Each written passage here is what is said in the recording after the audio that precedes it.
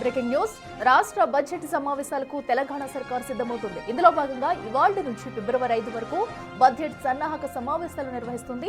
Deputy CM Mallu బట్టి విక్రమార్క అధ్యక్షతన secretariat లో ఈ మీటింగ్స్ జరగనున్నాయి. ఇందుకు సంబంధించి బట్టి ఆధ్వర్యంలో ప్రభుత్వ శాఖల వారీగా షెడ్యూల్ ఖరారు చేశారు. బడ్జెట్ సన్నాహక సమావేశాల్లో ప్రభుత్వ శాఖలు రూపొందించిన అంచనాలు, డిమాండ్కు అనుగుణంగా బడ్జెట్ కేటాయింపులపై చర్చించనున్నారు.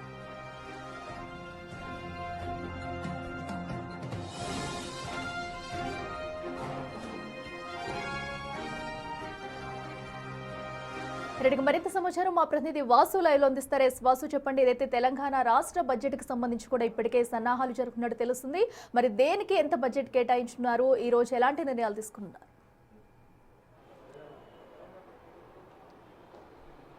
అఖిల, తెలంగాణ ప్రభుత్వం బడ్జెట్ సమావేశాలకు సిద్ధమవుతోంది. ఈ రోజు నుంచి కూడా సచివాలయంలో శాఖల వారీగా బడ్జెట్ సన్నాహక సమావేశాలు ప్రారంభమవుతున్నాయి. డిప్యూటీ సీఎం బట్టి విక్రమార్క నేతృత్వంలో ఆయా శాఖల మంత్రులు కూడా ఈ సమావేశాలకు పాల్గొనబోతున్నారు.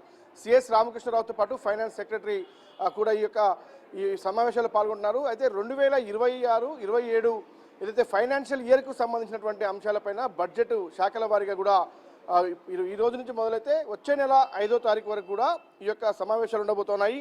అయితే ప్రధానంగా ఈ రోజు అంటే దాదాపు 10 రోజుల పాటు సచివాలయంలో ఆయా శాఖలకు సంబంధించి ఉదయం నుంచి సాయంత్రం వరకు కూడా రెగ్యులర్గా 10 రోజుల పాటు వరుసగా కూడా ఈ సమావేశాలు ప్రారంభం కాబోతున్నాయి. ఏ శాఖకు ఎంత బడ్జెట్ కేటాయించాలి, వాళ్ళ అంచనాలు ఏమున్నాయి అంటే ఆ శాఖకు సంబంధించిన అధికారులు పూర్తిగా కూడా వాళ్ళకు ఉన్నటువంటి అంచనాలు ఏంటని చర్చ ఉంటుంది. ఆ తర్వాత ఆ బడ్జెట్లో ఆ శాఖకు ఎంత కేటాయించాలనే అంశానికి సంబంధించినటువంటి అంశాలపైనే ప్రధానంగా చర్చ జరగబోతోంది. అయితే ఈరోజు చూసినట్టయితే వ్యవసాయ శాఖతో పాటు వ్యవసాయ శాఖలో మార్కెటింగ్, టెక్స్టైల్స్ సంబంధించిన అంశాలపైన ఈరోజు చర్చ ఉండబోతుంది. ఇక పంచాయతీరాజు, శిశు సంక్షేమంతో పాటు వాటర్ సప్లై పైన కూడా ఈరోజు ప్రధానంగా బడ్జెట్ అంశాలపైన చర్చించబోతున్నారు. ఇలా ప్రతిరోజు అంటే దాదాపు 5వ తారీఖు వరకు కూడా ఈ బడ్జెట్ సమావేశాలు ఉంటాయి.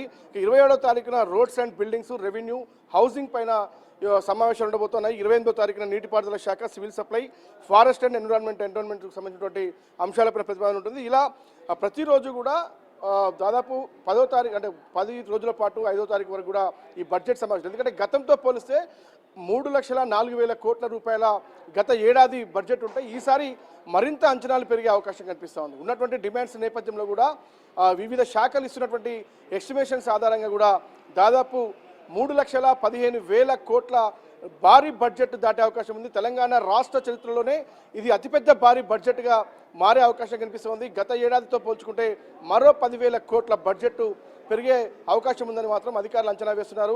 ప్రధానంగా ఈ రోజు జరిగేటువంటి అంశానికి సంబంధించి కూడా పంచాయతీరాజ్, వ్యవసాయ శాఖ అనుబంధ సంస్థలతో పాటు వాటర్ సప్లై సంబంధించిన అంశాలపైన మధ్యాహ్నం నుంచి కూడా ఈ సమావేశాలు ప్రారంభమవుతాయి. ఈ సమావేశాలకు ఆయా శాఖల మంత్రులు సీతక్క, మరోపక్క తుమ్మల నాగేశ్వరరావుతో పాటు డిప్యూటీ సీఎం, ఆర్థిక శాఖ మంత్రి అయినటువంటి డిప్యూటీ సీఎం కూడా బట్టి విక్రమార్క పాల్గొంటారు. ఆ తర్వాత ఆయా శాఖల సెక్రటరీలు, ప్రిన్సిపల్ సెక్రటరీలు, మరోపక్క ఫైనాన్స్ శాఖ ప్రిన్సిపల్ సెక్రటరీ, మరోపక్క సిఎస్ కూడా ఈ సమావేశాల్లో హాజరు కాబోతున్నారు. ఒక భారీ బడ్జెట్గా ఈసారి అయితే ఉండబోతోంది తెలంగాణ రాష్ట్ర బడ్జెట్. వాసు, ప్రధానంగా కూడా ఏ శాఖలకి ఎక్కువ ప్రాధాన్యత ఇచ్చే అవకాశం ఉంది, లేదంటే అటు మంత్రులు చెప్పిన దాన్ని బట్టి కూడా ఈ కేటాయింపులు జరిగే అవకాశం ఉందనుకోవచ్చా?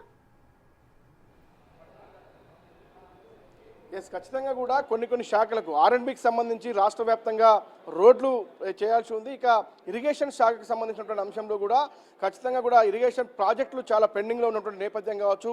అంటే ఇప్పటికే మనం కాళేశ్వరానికి సంబంధించినటువంటి బ్యారేజీల పునర్నిర్మాణంతో పాటు పెండింగ్లో ఉన్నటువంటి యువతల రంగారెడ్డి ఎత్తిపోతల పథకంతో పాటు ఇతర అంశాలకు సంబంధించినటువంటి SLBC సొరంగ మార్గానికి సంబంధించినటువంటి అంచనాలు ఇరిగేషన్ శాఖకు కూడా చాలా పెద్ద ఎత్తున డిమాండ్స్ వినిపిస్తూ ఉన్నాయి. మరోపక్క R&Bకి సంబంధించి చాలా పెద్ద ఎత్తున డిమాండ్స్ ఉన్నాయి. ఇక పంచాయతీరాజ్ శాఖకు సంబంధించి ఇప్పటికే పంచాయతీల్లో సర్పంచులు కొలువు తీరారు. పూర్తిగా గ్రామ పంచాయతీల్లో 2 సంవత్సరాలుగా అభివృద్ధి కుంటుపడింది. కాబట్టి గ్రామ పంచాయతీలో ఉన్నటువంటి పెండింగ్ వర్క్లన్నీ కూడా ఈ 3 నెలల్లో పూర్తి చేయాలి. కాబట్టి పంచాయతీరాజ్ శాఖకు కూడా బడ్జెట్లు కేటాయించినట్టు అవసరం కనిపిస్తుంది. అంటే ప్రతి శాఖకు సంబంధించి అంటే విద్యుత్కు సంబంధించి పవర్ విషయంలో కూడా ఉంటే ప్రతి ఏడాది కూడా విద్యుత్ అంచనాలు వచ్చే ఎండాకాలం కావచ్చు, వచ్చే ఏడాదికి సంబంధించి కూడా ఇప్పటికే ఆ యొక్క విద్యుత్ శాఖకు సంబంధించినటువంటి విషయంలో కూడా బడ్జెట్ అంచనాలు ఎక్కువగా కనిపిస్తూ ఉన్నాయి. విద్యుత్ వినియోగం ఎక్కువగా పెరుగుతున్న నేపథ్యంలో కూడా విద్యుత్ శాఖ కూడా కేటాయింపులు పెంచాల్సిన పరిస్థితి కనిపిస్తూ ఉంది. మరోపక్క తెలంగాణ రాష్ట్రంలో కొనసాగుతున్నటువంటి ఆసుపత్రుల నిర్మాణానికి సంబంధించి కూడా నగరం నలుమూలల కూడా కార్పొరేట్ స్థాయికి తగ్గట్టుగా ప్రభుత్వం నిర్మిస్తున్నటువంటి ఉస్మానియా ఆసుపత్రులతో పాటు మిగతా హాస్పిటల్స్ అన్ని కూడా నిర్మాణానికి సంబంధించి కూడా ఆరోగ్య శాఖకు సంబంధించి కూడా బడ్జెట్ కేటాయింపులు అధికంగా ఉండే అవకాశం కనిపిస్తోంది. ఇక ఐటీ రంగానికి సంబంధించి కూడా ఐటీ ఇండస్ట్రీకి సంబంధించినటువంటి శాఖల్లో కూడా ఇప్పటికే తెలంగాణ ఏదైతే ఫ్యూచర్ సిటీలో కూడా కొనసాగుతున్నటువంటి పెట్టుబడుల నేపథ్యం కావచ్చు, తెలంగాణ ప్రభుత్వం నుంచి ఇవ్వాల్సినటువంటి మౌలిక వసతుల నేపథ్యంలో కూడా ఐటీ శాఖకు పరిశ్రమల శాఖకు కూడా బడ్జెట్ ఎక్కువగా కేటాయించిన పరిస్థితి. కాబట్టి ఖచ్చితంగా ప్రతి శాఖ నుంచి గత ఏడాదితో పోలిస్తే అంచనాలు ఖచ్చితంగా పెరిగే అవకాశం ఉంది. కానీ కేటాయింపులకు సంబంధించి మరి ఎలా ఉండబోతుందో చూడాలి. కానీ బడ్జెట్ మాత్రం 3,15,000 కోట్లు దాటే అవకాశం అయితే కనిపిస్తోంది. Right Vasu, thank you. So Telangana రాష్ట్ర బడ్జెట్కి సంబంధించి కూడా సన్నాహాలు చేస్తుంది. సో ఈ రోజు అయితే కొంతమంది మంత్రులతో కూడా అటు బట్టి విక్రమార్క అయితే భేటీ కానున్నారు. పలు కీలక నిర్ణయాలు తీసుకుని ఏ శాఖకు సంబంధించి ఆ శాఖకు కీలక బడ్జెట్ అయితే ప్రవేశపెట్టనున్నారు.